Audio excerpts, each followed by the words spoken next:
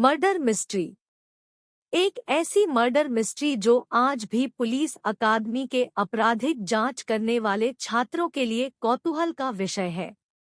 ये 1922 में मार्च का महीना था। जर्मनी के म्यूनिख से 70 किलोमीटर दूर बावेरियन इलाके में एक फार्म हाउस पर 63 वर्षीय किसान एंड्रियास ग्रूबर ने रात के वक्त अपने मकान के पीछे किसी के पैरों की आहट सुनी। उसने अपनी सोती हुई पत्नी काजिला 72 को जगाकर ये बात बताई। वो ध्यान से सुनने लगी लेकिन उसे कोई आवाज नहीं आई। इतने में दूसरे कमरे से जोसेफ जो उनकी विधवा बेटी विक्टोरिया का बेटा था, उसके रोने की आवाज आई तो काजिला ने अपने पति को चुपचाप सोने के लिए कहा क्योंकि उनकी बातों से बच्चे उठ गए थे और वैसे भी विक्टोरिया की बेटी काजिलिया 7 को सुबह जल्दी स्कूल जाना था। काजिला की बात मानकर एंड्रियास चुपचाप सो गया। अगले दिन सुबह एंड्रियास ने अपने घर के बाहर एक अखबार पढ़ा देखा जो उनका नहीं था और किसी और भाषा में था। उसने आस-पास पड़ोसियों से पूछा लेकिन वो अखबार उनमें से किसी का भी नहीं था। एंड्रियास हैरान था। तभी उसकी नज़र अपने मकान के पीछे बर्फ में बने पैरों के निशान पर गई। मकान के पीछे कोई नहीं जाता था क्योंकि वहां कंटीली झाड़ियां थी। उसने घर में सबसे पूछा लेकिन सबने कहा कि वो मकान के पिछले भाग में नहीं गए थे। तभी उनकी नौकरानी बोली कि इस घर में जरूर किसी आत्मा का साया है। तभी रात को अजीब अजीब सी आवाजें आती है और वो डर के मारे काम छोड़कर चली गई।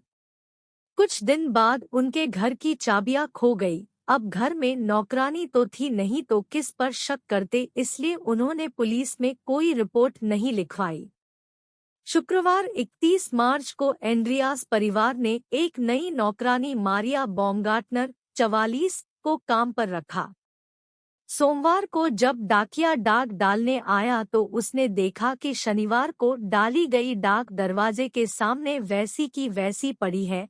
उसने पड़ोसियों से पूछा तो उन्होंने बताया कि उन्होंने भी कई दिन से एंड्रियास के परिवार में से किसी को बाहर निकलते नहीं देखा और विक्टोरिया की बेटी काजिलिया को भी स्कूल जाते नहीं देखा और न ही जोसेफ को बाहर खेलते देखा।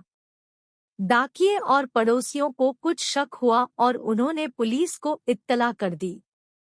म्यूनिख पुलिस विभाग के इंस्पेक्टर जॉर्ज अपनी टीम के साथ मौके पर पहुंचे और उन्होंने घर के साथ बने बाड़े में एंड्रियास, उसकी पत्नी काजिला, उनकी बेटी विक्टोरिया और विक्टोरिया की बेटी काजिलिया को मरा पाया। पुलिस को लगा कि ये नौकरानी का काम है, लेकिन इंस्पेक्टर जॉर्ज अपनी टीम के साथ जैसे ही घर के अंदर घुसे तो लाश की बदबू आने लगी। उन्होंने देखा कि नई नौकरानी अपने कमरे में मरी पड़ी है।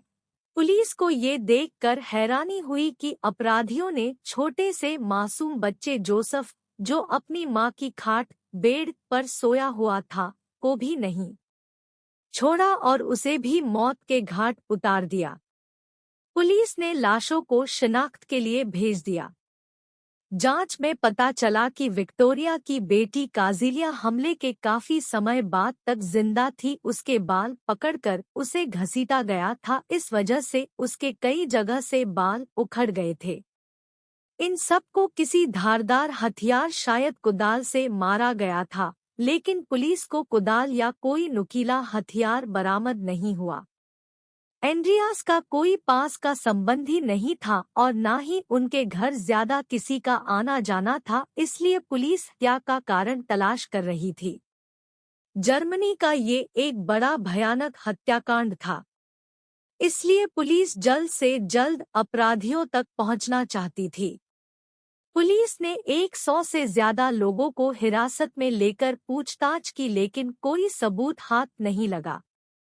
हत्या का कारण सबसे पहले पुलिस को डकैती लगा। ऐसा लगता था कि अपराधी कई दिनों से फार्म हाउस के इर्दगिर्द चक्कर लगा रहा होगा और एंड्रियास और उसके परिवार की दिनचर्या देख रहा होगा और मौका मिलते ही उसने वारदात को अंजाम दे दिया। लेकिन घर की तलाशी में पुलिस को काफी पैसे मिले जिन्हें छेड़ा नहीं गया था। तब पुलिस को हत्या की वजह डकैती नहीं लगी। हत्या ऐसे की गई थी जैसे किसी की एंड्रियास और उसके परिवार से दुश्मनी हो। शक की सुई विक्टोरिया के मरे हुए पति पर भी उठ रही थी, क्योंकि विक्टोरिया का पति कार्ल गैब्रियल जो फौज में था और उसकी मौत की पुष्टि तो हुई थी, लेकिन उसकी लाश कभी बरामद नहीं हुई। वैसे भी एंड्रियास के पड़ोसियों का कहना था कि एंड्रियास की मौत के बाद उन्होंने उसके घर में किसी की छाया देखी थी और चिमनी से धुआं निकलते देखा था। पुलिस ने जांच की लेकिन कुछ भी पता नहीं चला। इस केस की खास बात यह है कि इसकी फाइल आज तक बंद नहीं हुई है और वक्त वक्त पर नए सिरे से इसकी जांच होती रहती है। आज भी कई आपराधिक जांच करने वाले छात्र इस केस की जांच करना पसंद करते हैं। हालांकि इतने वक्त बाद सबूत ढूंढना मुश्किल होता है, लेकिन फिर भी छात्रों के लिए ये केस कौतूहल का विषय है। एंड्रियास के फार्म हाउस को अब एक समाधि स्थल बना दिया गया है।